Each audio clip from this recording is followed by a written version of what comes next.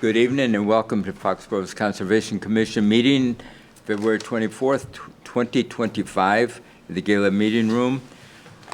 This meeting is being broadcast live and recorded by Foxborough Cable Access.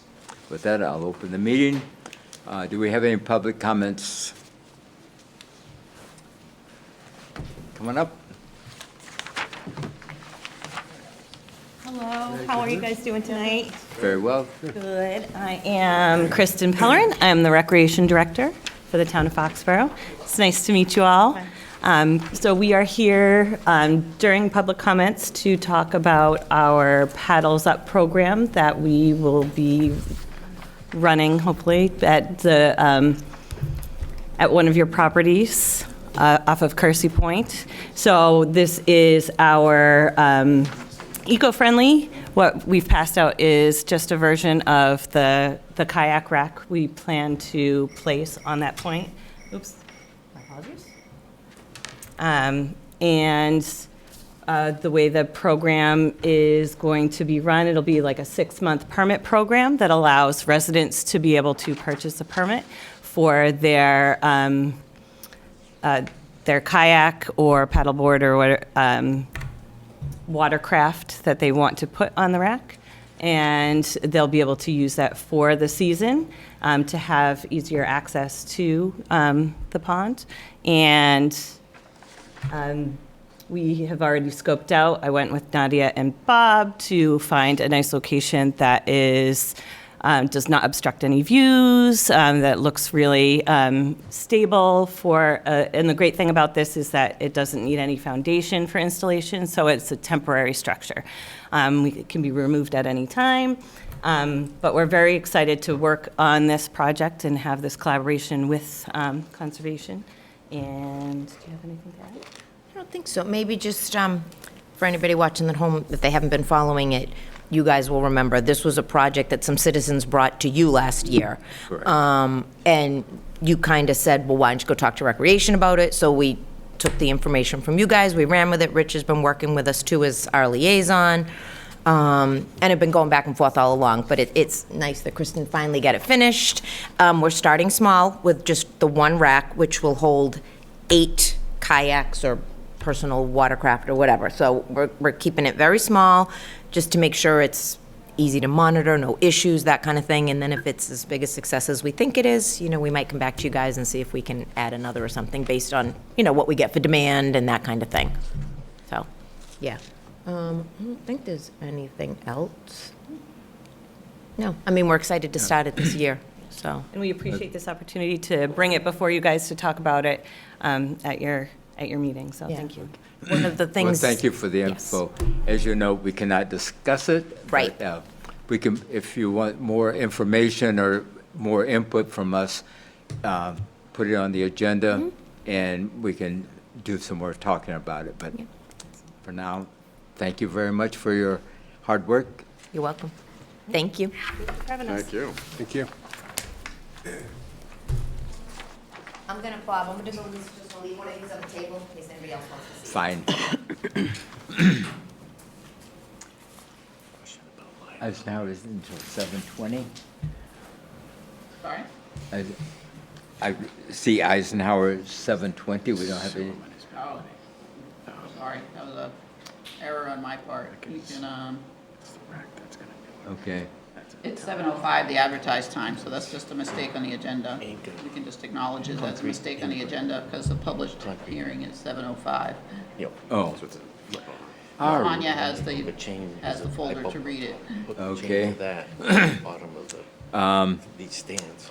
All right. Just make a notation that the agenda was mistyped. So, Tanya, we want to read Eisenhower? Pursuant to Mass General Law, Chapter 131, Section 40, the Wetland Protection Act, and Foxborough's Wetlands Protection Bylaw, Chapter 267, the Conservation Commission will open a public hearing on Monday, February 24th, 2025 at 7:05 p.m. in the Gala Meeting Room, Foxborough Town Hall, 40 South Street, or via Zoom, on a notice of intent filed by FedCap Inc. for construction of a single-family home, along with associated grading at 3 Eisenhauer Lane, Lot 3, Assessors Map 35, Parcels 6 and 7, Portions of the proposed work lie within 100 feet of a resource area. The application is available for public inspection in the Conservation Office at Town Hall. This notice can also be found on the Massachusetts Newspaper Publishers Association website. Thank you. Mr. Gray? Good evening, Mr. Chairman and members of the board. For the record, my name is Cameron Gray. I'm here tonight to discuss notice of intent for the project at 3 Eisenhauer Lane. If I could share my screen, I'll put up the septic plan that everyone should have. I also have additional copies if anyone needs one, or if anyone from the crowd needs one. Is Rich on Zoom? Who? Rich. No, Rich isn't coming at all. Okay. So 3 Eisenhower Lane is located in the subdivision off of Ridge Road and is listed as Lot 3. It's located at the back of at the end of the subdivision in the cul-de-sac. So if you look, there's wetlands located in the eastern portion of the site that border the Neponset Reservoir. Those wetland resource areas were reviewed and approved by the commission when we had filed for the initial subdivision. So we're proposing to construct a single-family home along with the associated driveway, septic system, and grading. And a portion of that work will take place within the 100-foot buffer zone. So I'll just trace the 100-foot buffer zone with my cursor here to give everyone an idea. So you can see a portion of the home goes through there. So in total, we're talking about 16,255 square feet of buffer zone will be altered due to this work. The home will sit about 82 feet from the wetlands at its closest point, and the grading will take place about 27 feet from the wetlands at its closest point. I also want to address, we're showing a patio, a pool house, as well as a dock. So we don't have final design plans for those components yet. So in order to avoid numerous filings and to keep this project moving, we are requesting the board make it a condition of the permit that these final design plans be reviewed and approved by conservation prior to them being installed. And then we can modify the plan as necessary if it's different than what I show on here. So moving on from that, the septic system will be located in the front yard. It'll consist of a fast septic system. It'll be located approximately 159 feet from the wetlands at its closest point. No work is proposed within the 25-foot no disturbed, aside from that 5-foot gravel path I show going out to the dock that will be located on the bank of the Neponset. Erosion control for this project will consist of a 12-inch silt sock with an orange construction fence, and that will be installed along the limit of work, and it will remain in place until the site has been stabilized. That gives a good overview of our project. Another few things to note is I looked earlier today and we still had not received our Mass DEP file number. So we're going to have to continue tonight. And then last week I was able to meet with Nadia and Bob on site. Unfortunately, due to the weather, it wasn't really much of a site walk. It was pretty icy. So, but we were able to discuss the plan, and I was able to discuss with them the component with the patio and the pool, as well as the dock. So I know usually you guys like to see all that info, but unfortunately, we're just not at that place yet. Thank you. How do you want to chime in? I mean, nothing to really chime in on. I know we just mentioned farther down the line, just making the, like, lines designated and, you know, the note for the plan, but other than that. Any questions, comments from the, Yes. Mr. Chairman, this application is incomplete. He mentioned that the bordering vegetated wetland resource area and bank. In the page 3, you didn't check off bank, and you didn't put any size of the alteration square footage.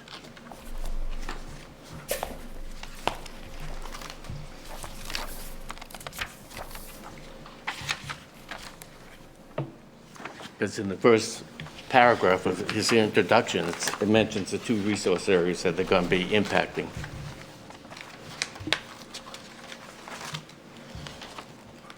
It's true. Yeah, good catch. So, correct me if I'm wrong, but it's inland bank. So on page 2, buffer zone only, the project is located within the buffer zone of a bordering vegetated wetland or inland bank. And, So I thought that covered both of them. but you didn't fill it out.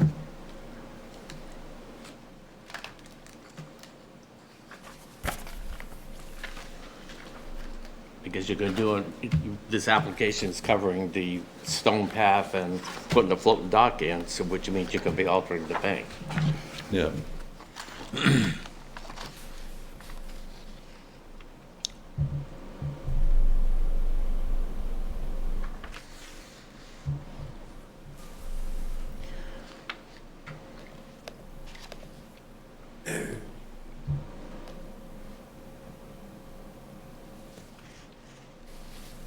Okay. So that would make the application incomplete. Have you cleared this site? I haven't been down to this one, but So any clearing that's gone on this lot, we're within the limits of the work approved for the subdivision. the road, Yes. the turnaround and the basin. Yep.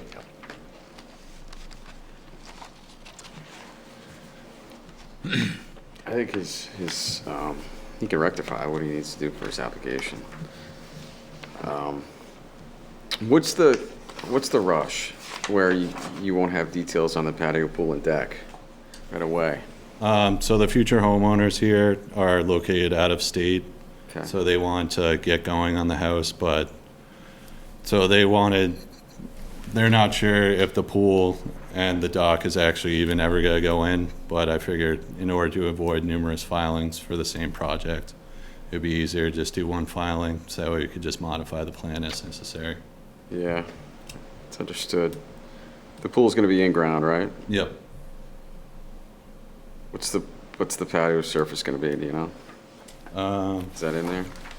So, like, I just did a kind of a rough drawing of what they showed me. So, on that drawing, it's about 500 square feet due to the patio. The pool has 25 square feet within the buffer zone, and then the pool is roughly 828 square feet. But again, these aren't final, so. But like, what type of surface are you gonna use on the patio? Like, what's the patio surface? It's gonna be impervious, right? Yes, yeah. So when I did my numbers in here, I included that would all be impervious. So the impervious on site would be 11.9%. And the dock, you're suggesting is gonna be in that location that it's in? I mean, if we were to permit this, we wouldn't allow it to go beyond the limits of where it's sort of drawn in at this point, right? The footprint. Yeah, so again, I know based on previous projects, you'd like to see the type of dock. We'd like to discuss the pathway out there, and that's just details I don't have, but I Okay. just want to show a dock on there, so that way. There isn't an existing pathway there now, right? No, there's nothing out there. Okay.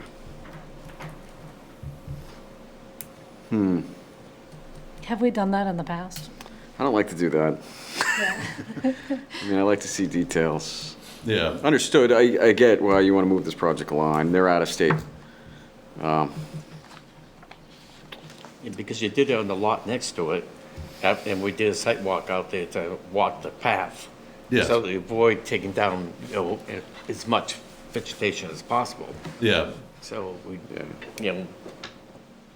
going to need to know that information too. Yeah, no, so I was anticipating that, and we're totally fine. So that's what I mean when going forward. The big thing is they want to be able to get started on the house, but the pool and the patio and the dock, I would take all the final design plans, bring them to Nadia, and if she feels it's necessary for me to come here, that's fine.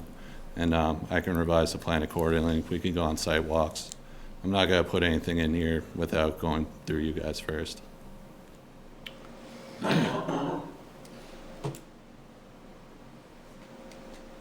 I mean, we could condition it so it's, you know, what's shown here, you can't exceed the limits of the footprint, right? Yeah, Then you need to bring your sort of, your specs to Nadia. yeah, It's just, I don't know, then it comes back in front of us. If we're not approving those, then it's gonna be an amendment, or modification. yes, yeah.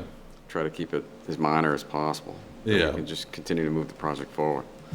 I don't know, it's just, prefer not to do it that way. 'Cause I know. Yeah, I just figured it was easier than us coming here for the house and then me having to come back for the pool. And then I would have to file another one for the dock. So we have a fairly steep slope off of the fill. And is that going to be all grass, or are we going to put conservation seed mix in there to hold the slope? Or some native shrubs, being that we're destroying a fair amount of the buffer area? Yeah, I could show whatever the commission would like. I know we've used the native seed mix in the past, shrubs, slope stabilization. Yeah, I like the idea of there being some shrubs in there. I mean, just with that steep grade and being that close to the 25-foot zone, Okay. just for the better protection. I think we should come up with a planting type plan more specifically for this area, because this is all sand, you know, basically sand and gravel out there. So it's not going to really run off, but they're not going to be mowing it, because it's Yeah. going to be pretty steep. So we should have some natural vegetation replace what's been totally wiped out there, which is mostly oak and pine. are there any big trees still remaining? I don't have the limit of work for the subdivision. I know it extends beyond a little bit, but not much.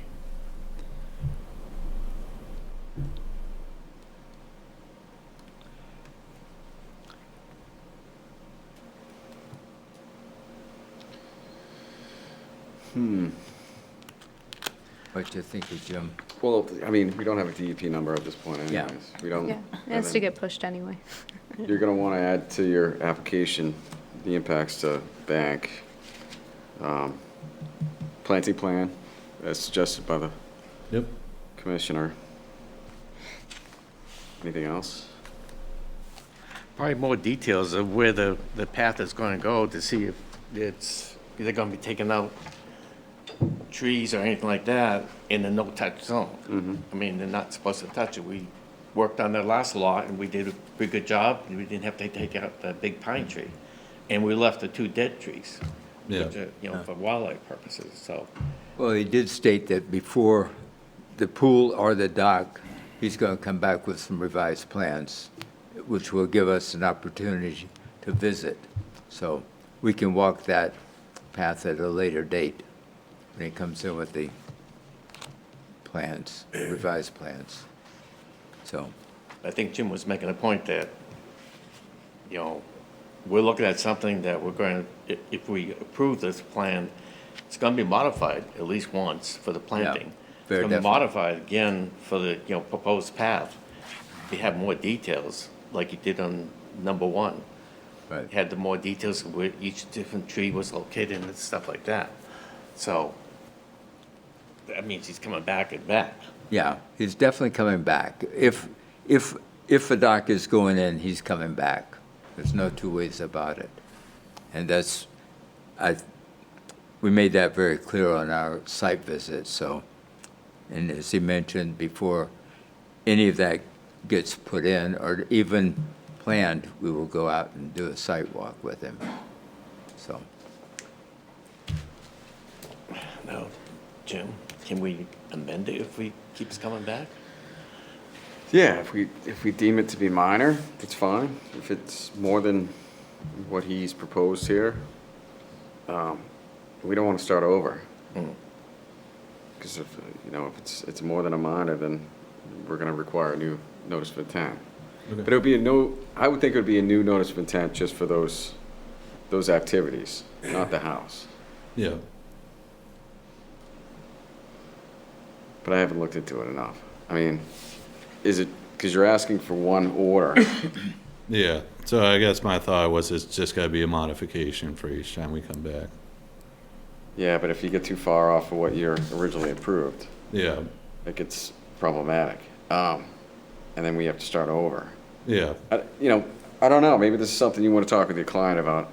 I don't know what the commission's gonna say, but I just see it being a problem for your client, because what if we do have to start over? Then we're back talking about the house, and the house hasn't, maybe the house is in the works of being built. yeah.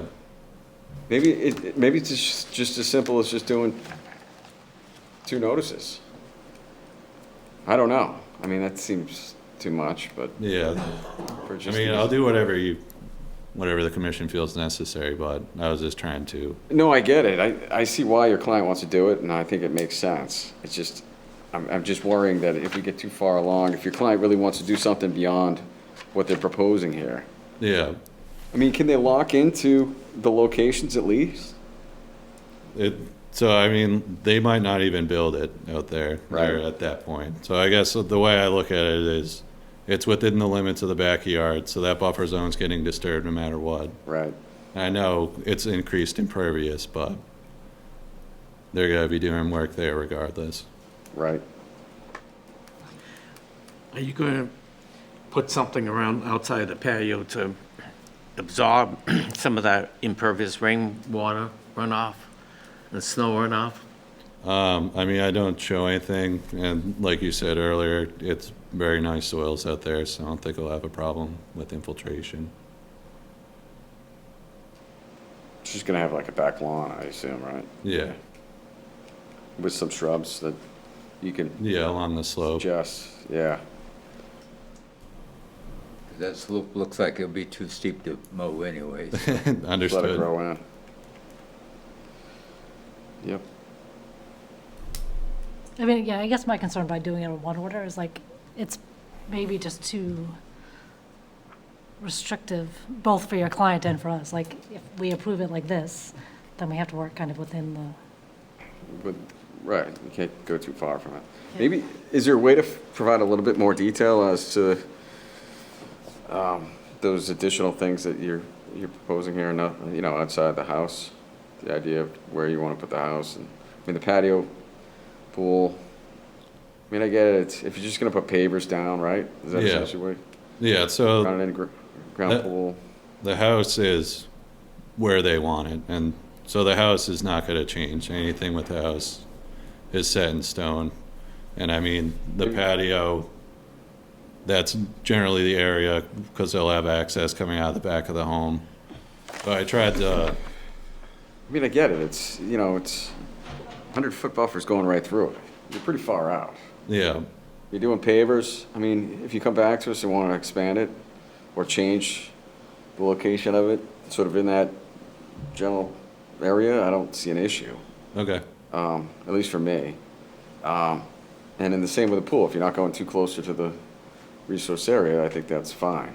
okay, that's something I can communicate with them. That's me just speaking. Yeah, okay, But the path, maybe you want to put something, show more detail about what you intend to do with the path down to the dock.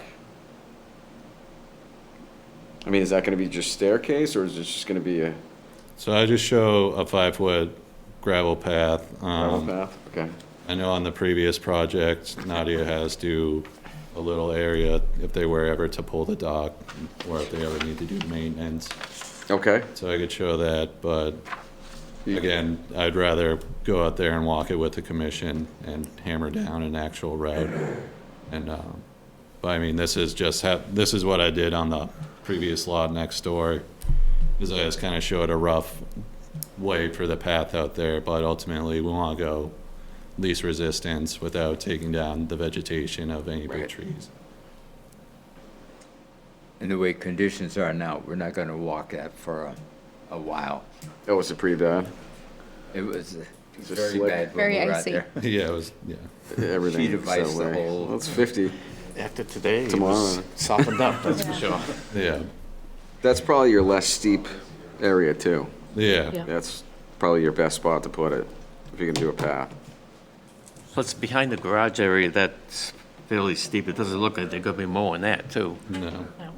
I'm just trying to get some native vegetation or shrubs, not all conservation seed, but other things to replace what's being wiped out Okay. in that buffer zone.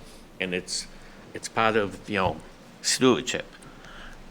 And they don't have to probably do much with it. If it grows on its own, and you have enough loam and humus out there to keep it from drying up, even if they have to water it. If the plantings, that is. Okay. Yeah, I could touch base with Nadia, and she'd give me a list of plantings and stuff. So are you Need to looking for explain to- the buffer mitigation plan, like something similar? Something similar to that. Mostly, and we know it's lawn, but it's those slopes. And it helps just to bring native plants back to an area that's being totally wiped out. Which right now is mainly mature forests, pines and oaks, if I recall. Yeah. Well, this lot's been pretty much cleared already, right? Yeah, for the most part, it's been cleared and brought to rough grade. Okay. Not in the buffer zone. No, So it's within the limits that were approved for the subdivision. Yeah, for the turnaround on the detention basin. So I don't have the plan, but he stayed within the limits that were reviewed and approved by the commission.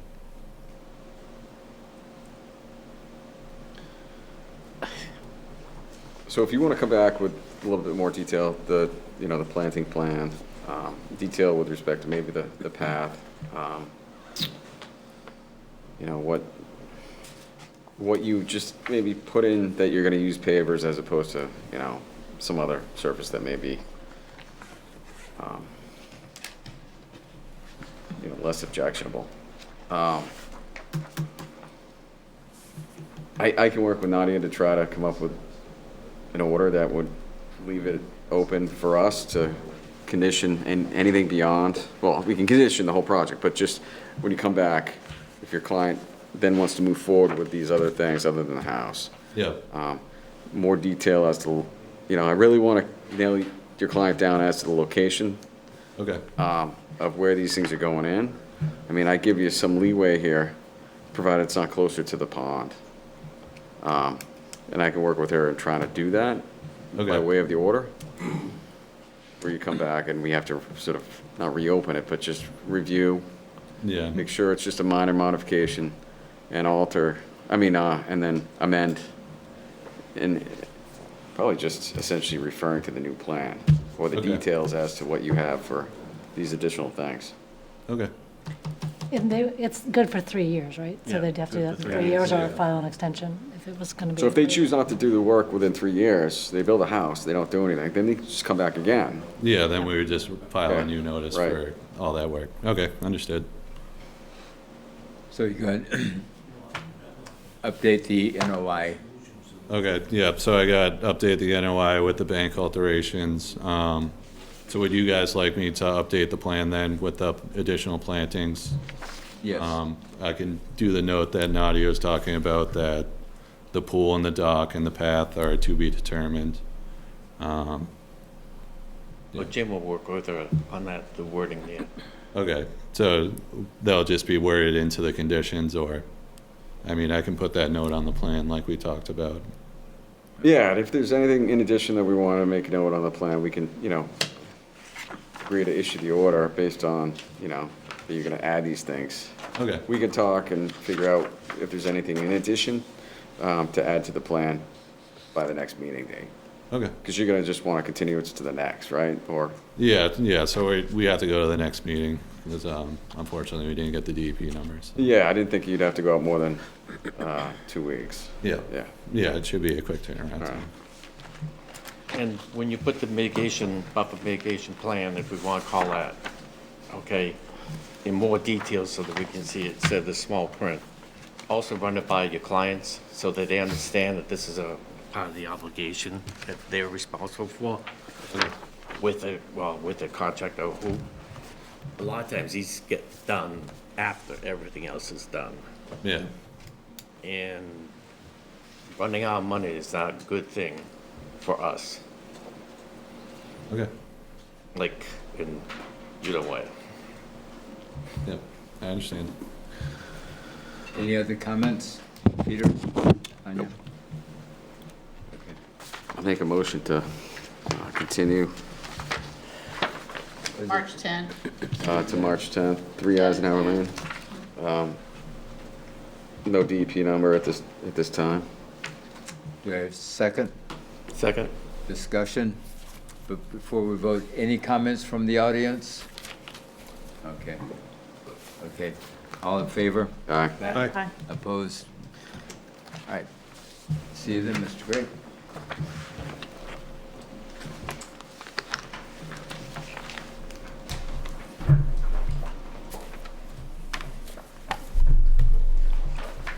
We have order of conditions for Alden Street.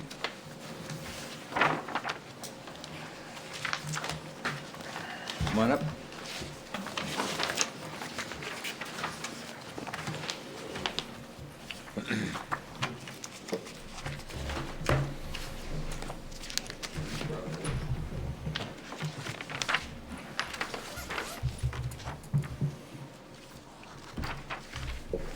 Paul Jodis, Jodis and Sons, Michael Blanchard, 24 Alden.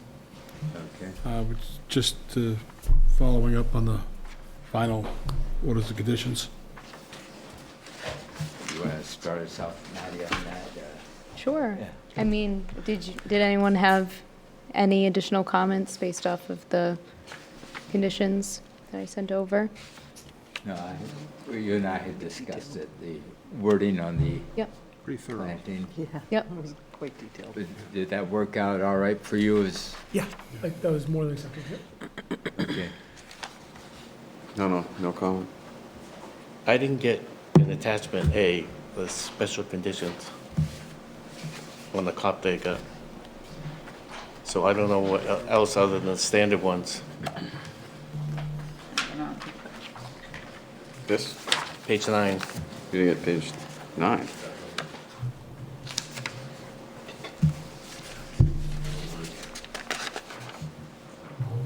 It's the findings, but that's not the same thing you got. And there's no special conditions after this.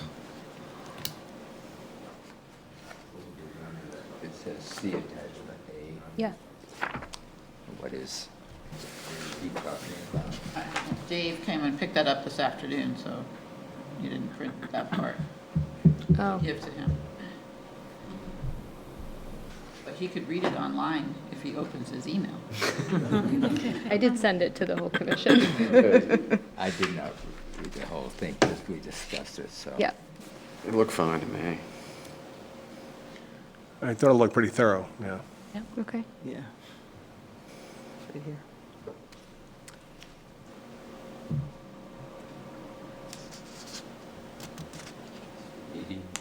Reading.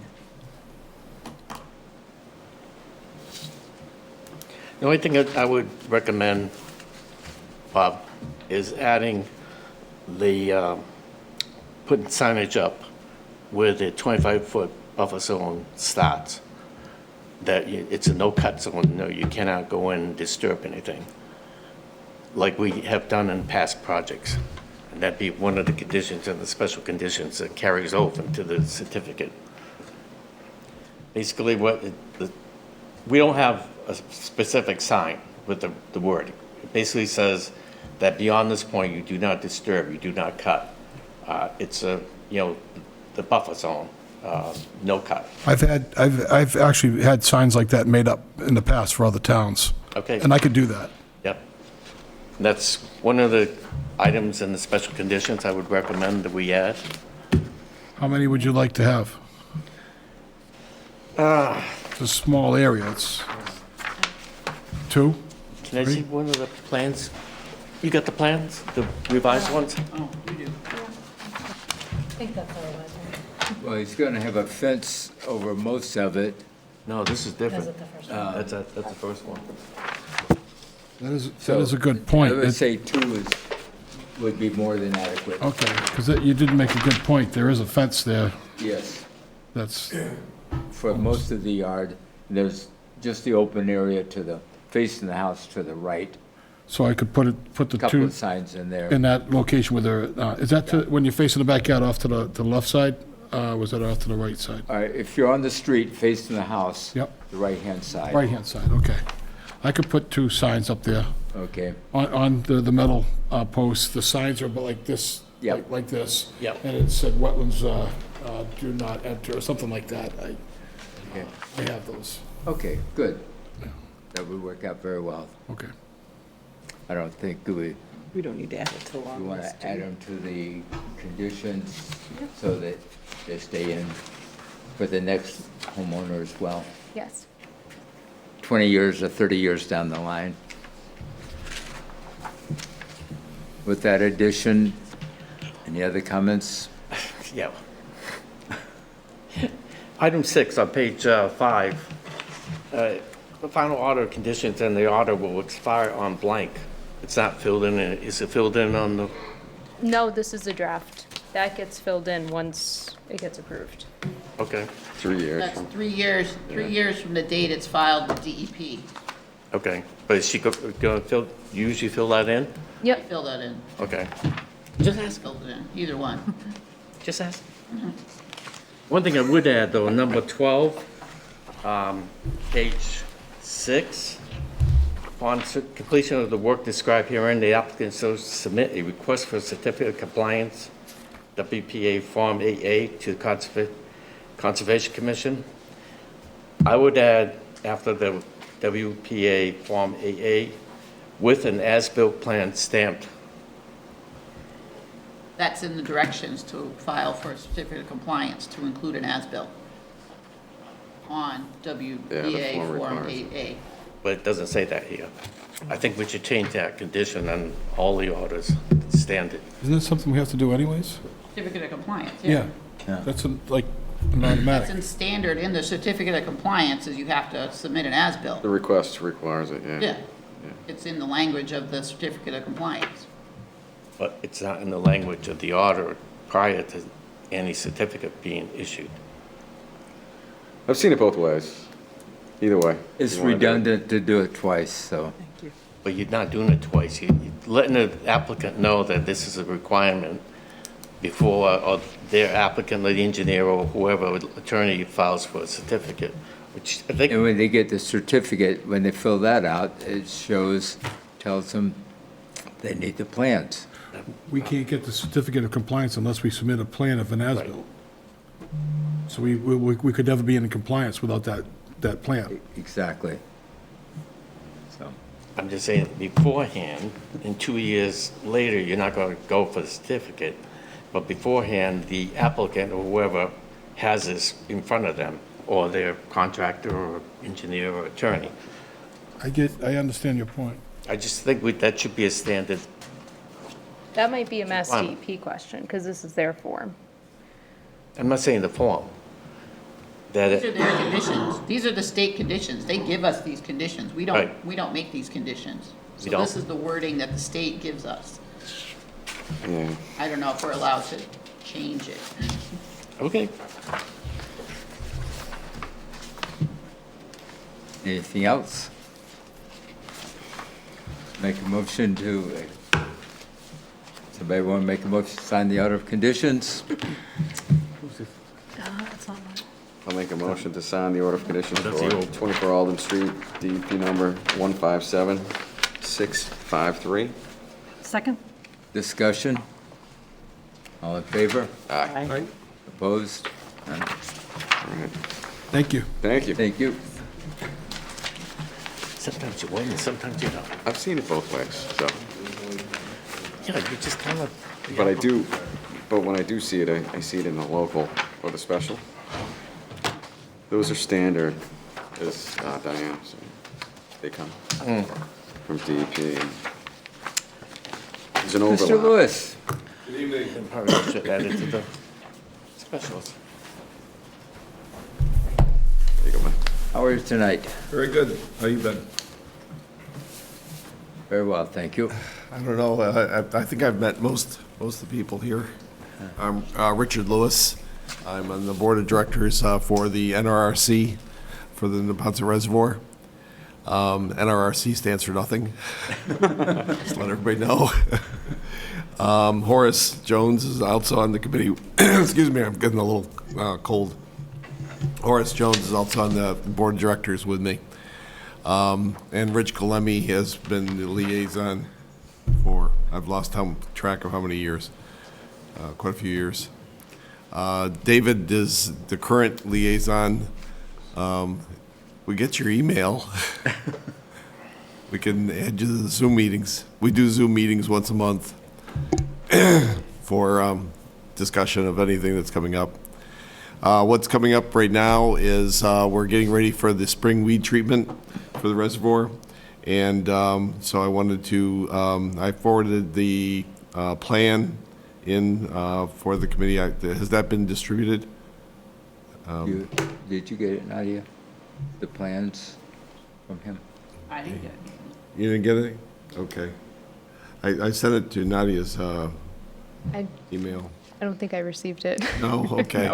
No. Rich, excuse me, Rich Galemi also got it, but we can resend it. But the we use Water and Wetlands to actually do the weed treatments, and we're using Ken Wagner to do the inspections and also for his advice as to what type of weed treatment or what type of chemical to be used each year. What they've recommended this year is to do a whole lake treatment using sonar. It's a very specific herbicide for fanwort and milfoil, and they feel that the extent of those two invasive plants is to the point that doing spot treatments would be not very productive. And the other thing about it is that when we've done whole lake treatments twice before, and the first time we didn't have to treat for 3 years after that, and the other one was 2 years after that. So we actually got more, or put in basically less chemical into the lake for weed control that way. So last year, I've forgotten the acreage, but the amount of acreage that had to be treated last year was pretty substantial. And so this would be doing a whole lake treatment, and they do an initial treatment, an application, and then they come back and they add chemical twice after that, each 30 days later, to keep the chemical concentration up to a certain concentration to have the plants that are growing absorb it and then die. Excuse me.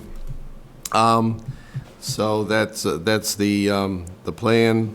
They use a John boat for distribution of the chemical. It's not a very big type of motor boat to get out there and go around and do that kind of treatment. But that way it's also shallow enough that they can get into some of the shallower areas. Now, during the treatment, do you keep the water level the same for the entire treatment time, or do you have to flush?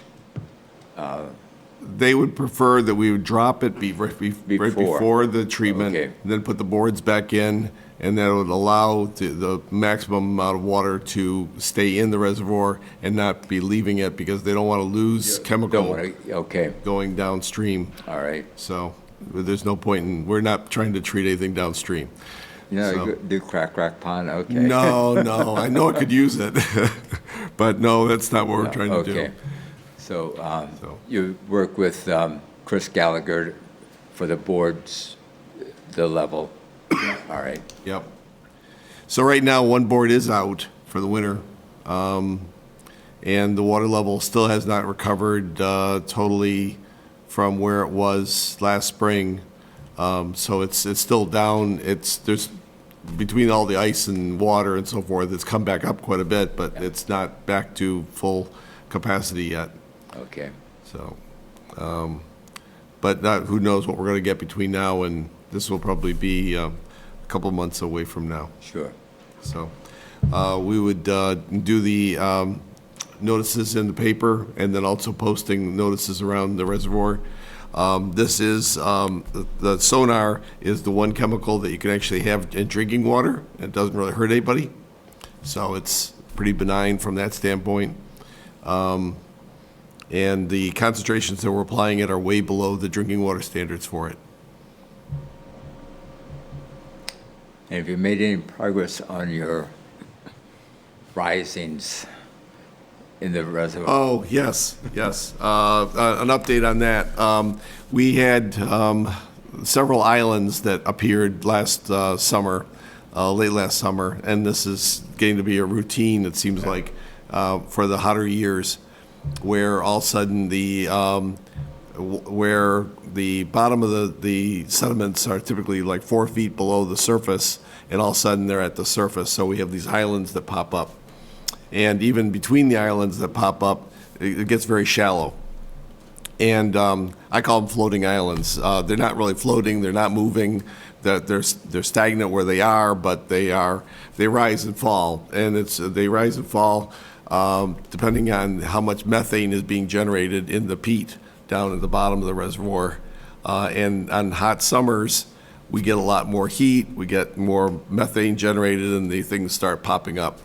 As you travel around, if you go around in a kayak or canoe, which is moving pretty slow, you can see the bubbling coming up all over the place. There's lots of places that it bubbles up, but the islands pop up mostly in one area.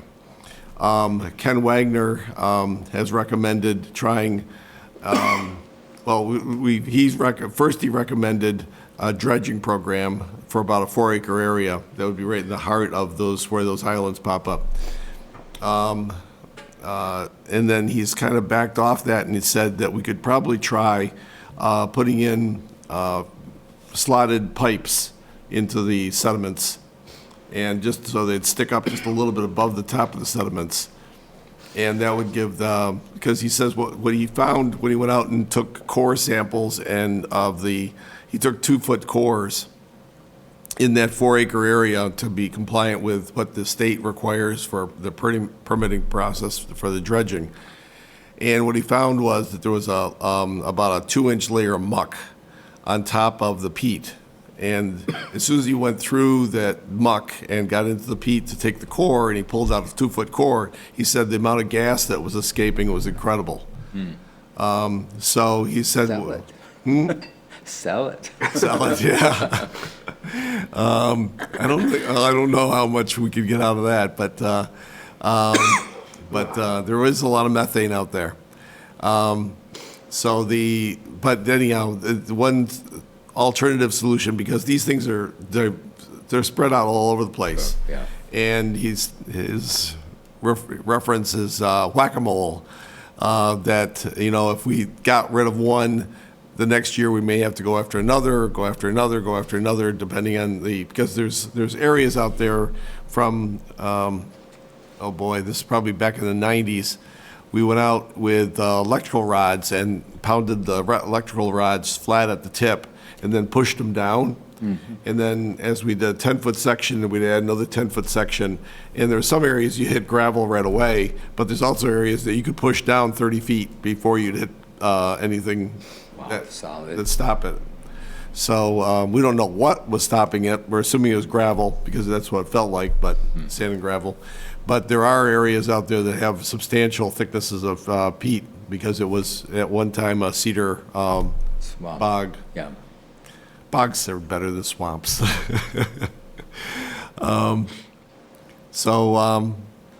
Anyhow, so what he is proposing right now is to try to use these well screens, well points, and push them in.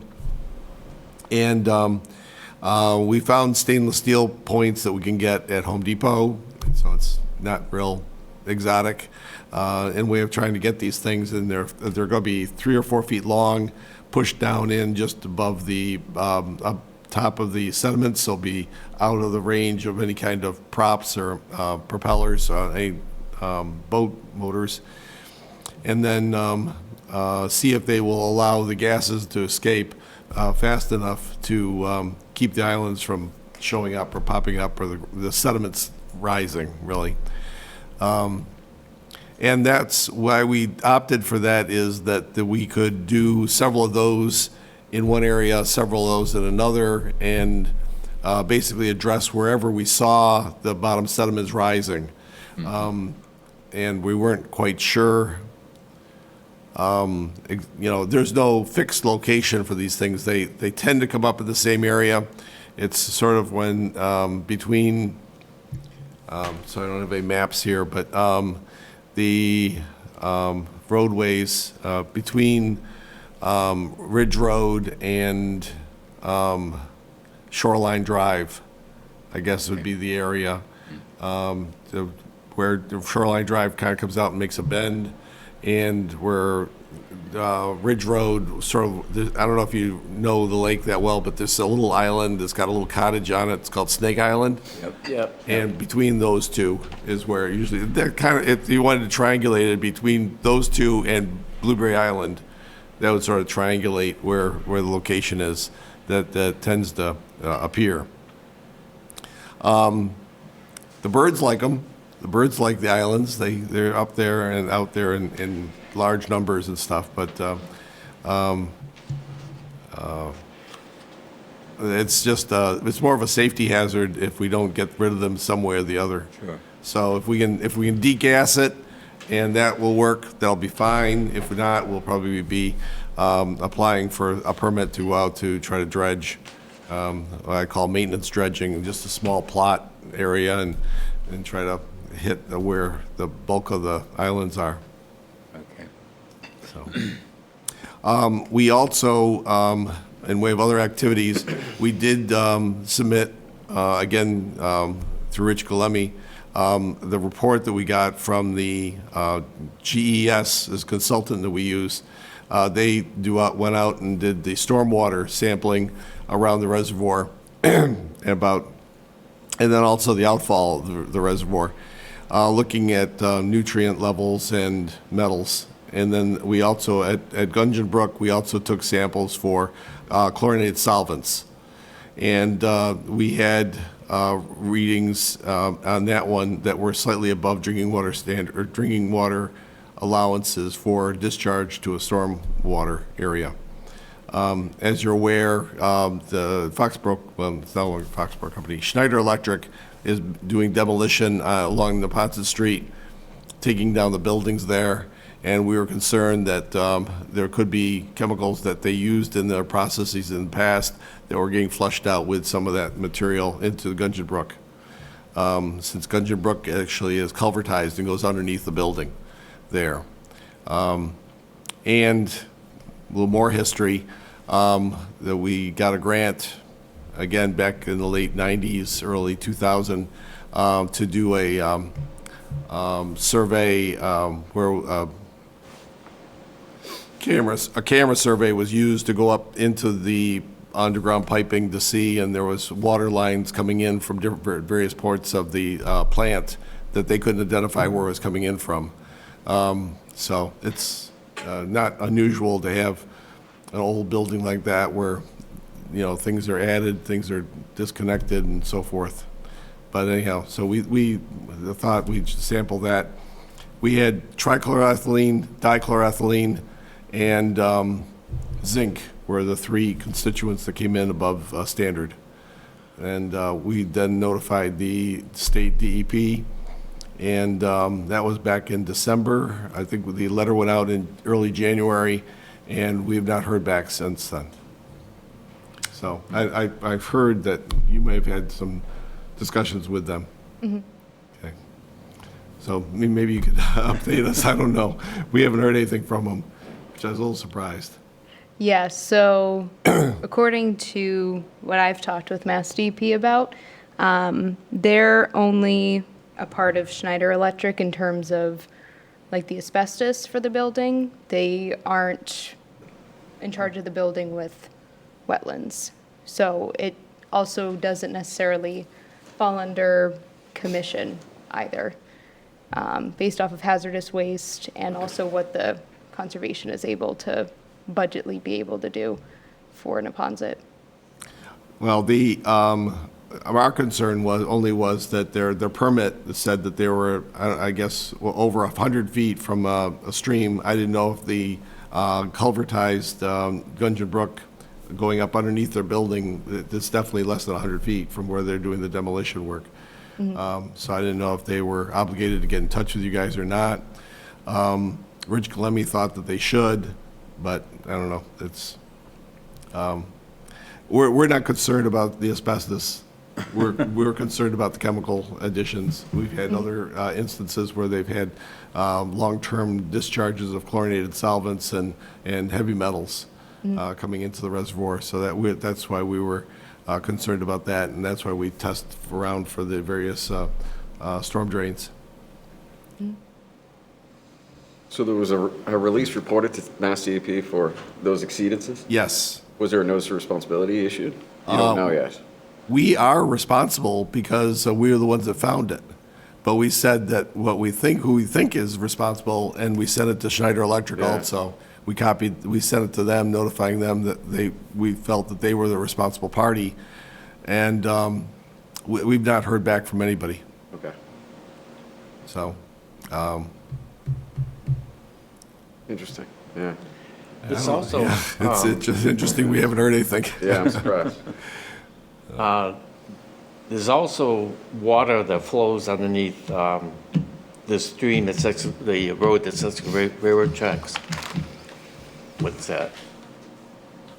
What? The road. Railroad Avenue? Yeah, Railroad Avenue.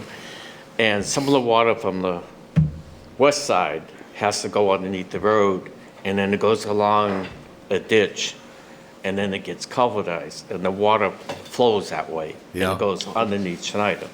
So you have water out there that may be a base example of non-chlorinated or whatever pollutants, and maybe not, because it's an old ditch they used to use to suppress spots for the trains. So, but the water does go, there's two culverts on the Railroad Avenue that allow the water from the east side and the hillside of that neighborhood to go underneath the railroad tracks and into that ditch. Okay. And that eventually disappears, so it has to go into that system of culverts. It's all sand and gravel, which is, everything around the reservoir seems to be all sand and gravel. So it's not surprising that it all disappears or goes down into the groundwater at some point. We just, the only polluted discharge going into the reservoir is Gungeon Brook. And so we submitted that and expected to hear back something. I called GES this morning. They still had not heard anything. I've not heard anything from them. So the people I spoke to at DEP were very good about, letting us know that though the people I spoke to had never been to the site, which is a little concerning. The woman who was in charge of the project, I guess, was on vacation. This was before Christmas for a period of time, and the people I spoke to at that time had not been to the site, but they said that the conditions were that because they were using fire hoses to spray down for dust control, which is a good thing to do, I'm sure, for dust and asbestos and so forth. And they said that would all be captured, filtered, and then that water would be reused. But from what I could see is they had a hookup to a fire hydrant, and they were using a fire hydrant, and they were not trying to collect anything. And I'm sure it's going down existing drains because the flow that was coming out of Gungeon Brook was substantial. So, at the time that was going on, at least. When we actually sampled, it was not during a time when they were actually spraying down for dust control. It was not a time when we'd had a storm event. For the second sampling, the first sampling was during a storm event. The second sampling was during a non-storm event. And there was still a substantial flow. Not as great, but, it was a lot more than any of the other outfalls going into the reservoir. In the beginning, they were spraying, they had those special hydraulic sprayers that are not just a hose, it's like a big fan. They still And do, they've they got that still out do. there still, Right. yeah. They were just doing that all the time in the beginning, which was the dustiest part, more brick and other things before they got to the heavy metals area. Right, but there's going to be another whole section of brick buildings coming down, I understand. I thought that was going to be all taken down all the way up to the old building, I guess. Is what I've been told anyhow. Across from Pond Ave. That's where they're gonna stop. Oh, okay.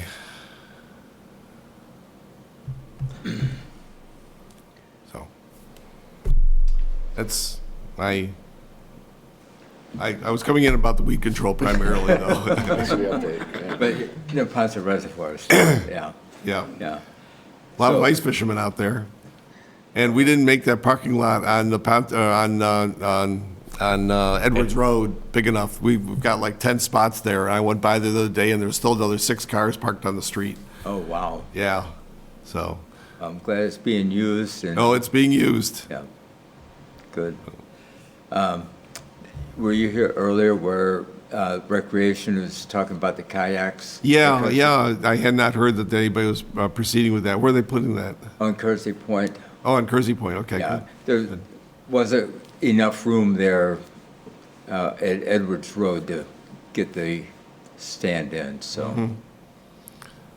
Well, Kersey Point's a good spot, too. That's, there's a fair number of people that use that already for kayaking and canoeing out of there. Yeah. That's good. There's some weekends that parking lot is packed. Yeah, that one too. Right now, with the ice fishermen, that gets real. The boat ramp, too. Oh, the boat ramp, yes. We are concerned that Heaton's boat ramp is Non-existent? non-existent. Supposed to be in out of order and Yeah. won't be repaired. And there is no plan for being repaired at this point, I don't think, which that's going to be a lot of people on the reservoir that count on that access point for launching their boats and pontoon boats and stuff like that. So, Now, what about police or fire emergency? Is there any place for them to get in? The sportsman club, the fishing sportsman. yeah, they still have an agreement to use that launch, but the Sportsman Club or the Edwards Road, we've purposely put large rocks Yeah. in front of that to avoid, And it's so shallow, they couldn't put a, shouldn't be able to, no, I wouldn't think so. They'd have to walk out a long ways to get anything launched yeah. there, because it is very shallow, very mucky. But anyhow, we may be at a loss as to what can be done about the boat launch issue, so. Fish and Game only allows Fish and Game members to use that. They do, the company, Water and Wetland, has cut some sort of deal with them, so they are allowed to launch from there as well, but it's not generally open to public use, so. Any other questions? Anything else going on? Rick, Yeah. Nadia's new, and she was asking me today, like, how did the NRRC come about existence? Yes. When did 'Cause I really don't that? know. Okay.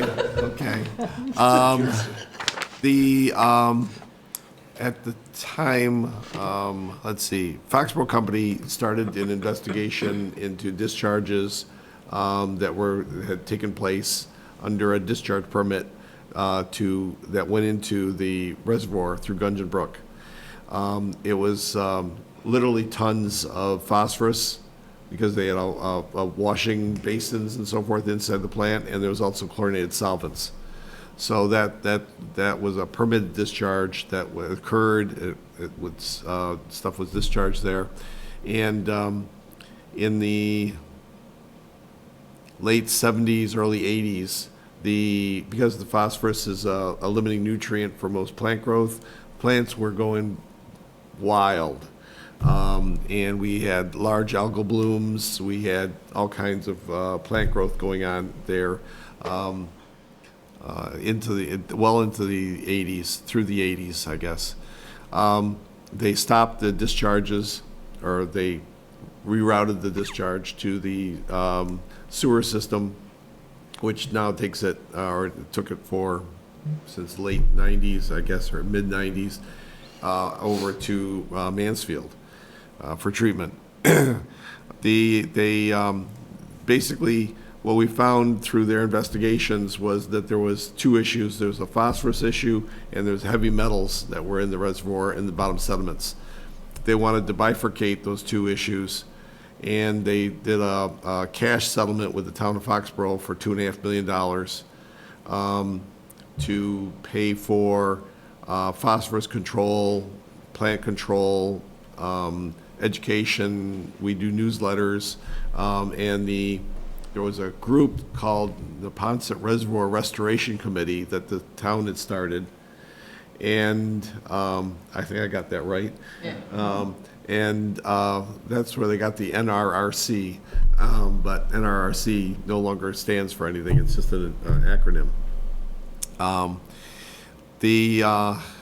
So the NRRC was started. It was incorporated, and as Inc.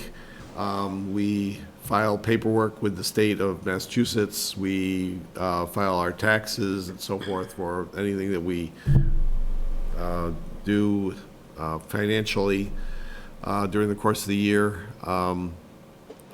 The first $2 million was granted to the NRRC probably 1998 or 99, somewhere back in then. And we did a whole study on the dynamics of the watershed to find out where the water was coming from and coming in from and so forth, and how much from where. And then we proceeded to do lake surveys and look at invasive species of plants, identified the same ones we still have. Well, actually, there's a third one too. Fanwort and milfoil are the two that we are still treating today, but there was a third one also. Yeah, we had to hand pull those. I can't remember the name of it now, but anyhow, they could not be treated with chemicals, had to be hand pulled. We recruited a lot of people, got out there when it was That's a water chestnut? water chestnuts. Thank you, thank you. Found that, yeah. Yes. So the water chestnuts were hand pulled, and they came back several years in a row, but each year it was a little bit less, and then the last time we haven't had to pull any for the last 2 or 3 years, I guess. And we keep an eye out for that plant, but it's been pretty much eliminated from the reservoir. And so we do the 2 surveys, one in the spring, one in the fall, for weed levels. We do the outfall sampling from various storm drains around the reservoir, just to check on if we've had a lot of nutrients going in from any specific one. Surprisingly, once we started that, the first couple of rounds, we found a lot of stuff going in, and our newsletters maybe worked because we see much less now. In fact, we actually installed the only one of its kind in Foxboro. It's a Jellyfish? Jellyfish, yes, is the name of it. It's a type of filtration system to take out phosphorus out of the water before it goes through and out into the reservoir.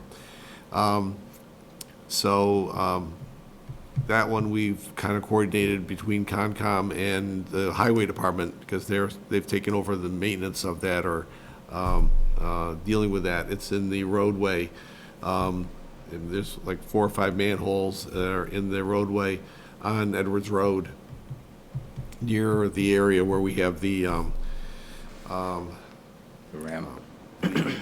boat launch. Boat launch, yeah, access and point, yeah. access point to the area.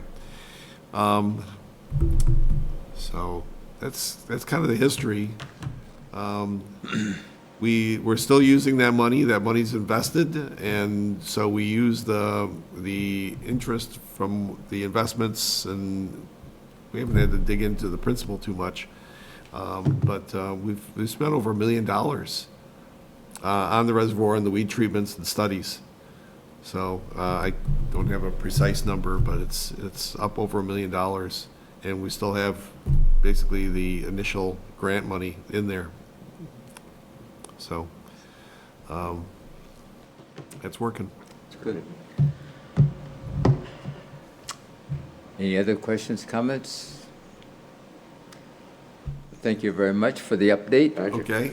And keep us posted on when the actual treatment starts. Yeah, I have to contact Water and Wetland and find out what date. They said that they have a date for me on the calendar as to when they go out to do the spring survey with Ken Wagner and also to do the weed treatment. They wanted to do the weed treatment fairly early, but fairly early for them is they gotta wait till ice out, and there's a lot of ice out there. Yeah, yeah. So right now, there's 8 to 12 inches of ice across the reservoir, and it's great for ice fishermen. And maybe with the melt and refreeze, it might be good for ice skaters too right now, but I don't know. So, Do they have to do a wildlife survey with the plant survey? no, they don't. No? No. I'll call it the Foxborough Company. It wasn't Foxborough Company at the time. I think it could have been Invencis. It was before Schneider Electric, but I believe it was Invencis did a investigation, and they looked at the invertebrates and the fish and what types of fish and so forth. But they documented that there was cadmium through the whole food chain. So they recommend people do not eat the fish.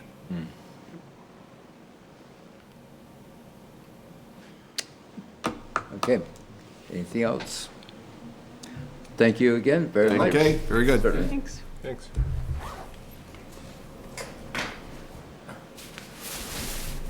We have minutes for February 3rd. Yep, I reviewed the minutes from February 3rd. They seemed accurate and complete to me. Did anybody else have anything? Look good. That looked fine. Good to me, so. Yes, I do. Yep. All right. I'll make a motion to approve the minutes from February 3rd. With some addition I Oh. want to put in. Okay. I just want to put, the bottom of the minutes, that last paragraph, I just want to make it a little bit clearer what it says. Right now, it says the total amount of impervious on the site is currently at 14.2 for the proposed project.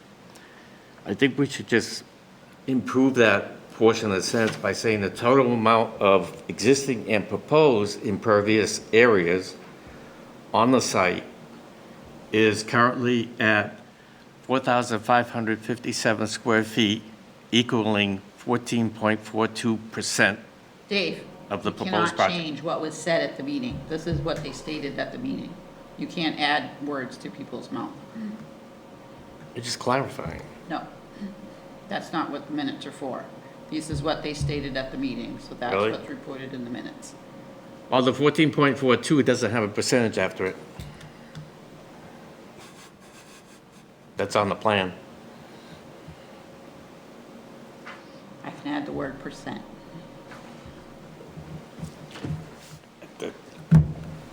Just try and make it clear.